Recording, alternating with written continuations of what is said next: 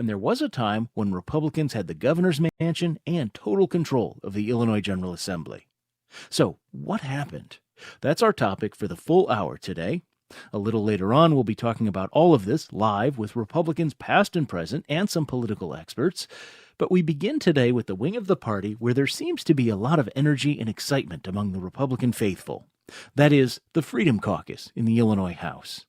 It's a group of 7 conservative Republicans, including State Representative Adam Niemerg, who represents the town of Dietrich, Illinois, near Effingham in the east-central part of the state.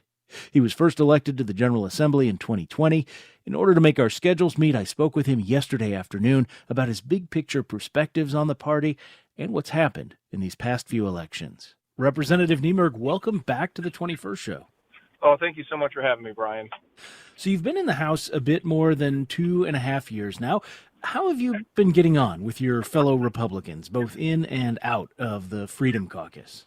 Well, getting along with my Republican colleagues fairly well. I mean, we have sometimes we have a little bit of a disagreement here or there on some bills, but you know, for the most part, the Republicans are ready to pick up seats, and we're here to do the work for the people of the state of Illinois. So we get along very well. So let me ask about your home district. So you run unopposed in the primary and the general election in 2022, and I'm guessing maybe that's because in 2020, 82% of the people who voted in your race voted for you.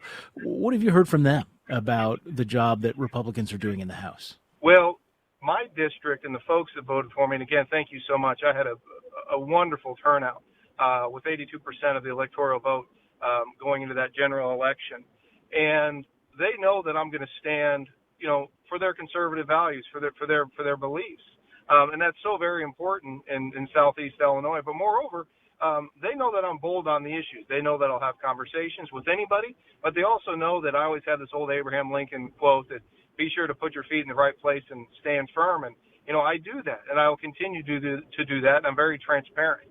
But when it comes to what I'm hearing from my district and what I'm hearing as a founding member of the Illinois Freedom Caucus throughout the entire state, is they want to see Republicans have more of a backbone.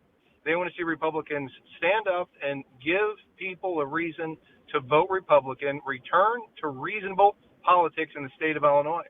Because we've seen the governor just vetoed the moratorium on nuclear facilities, just vetoed additional transmission lines from the MISO energy grid, and these 2 bills were carried by moderate Democrats.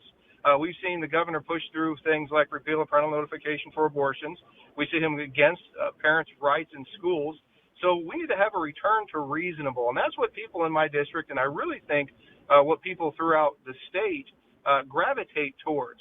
And the Democrats have done, quite frankly, a pretty good job of labeling Republicans, and we haven't stood firm on the issues and pushed back, because the truth of the matter is, when you look at this country and when you look at this state is radically progressive. We're not even anywhere near the mainstream.